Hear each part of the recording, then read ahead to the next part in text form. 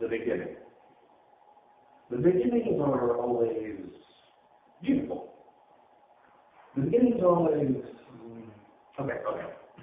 Have you seen Breakfast at Tiffany's? The film, not the novella. I know, there was a novella, who knows? Anyway, the beginning. Beautiful Audrey Hepburn, the most beautiful person ever.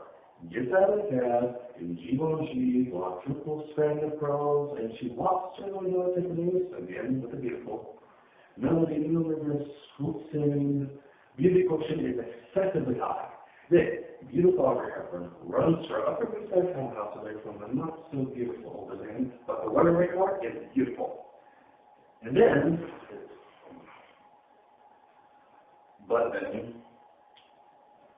then the unthinkable happens. Mickey Rooney and full-on hero keto novelty glasses and buck teeth, and they take out their hey, I want cocaine.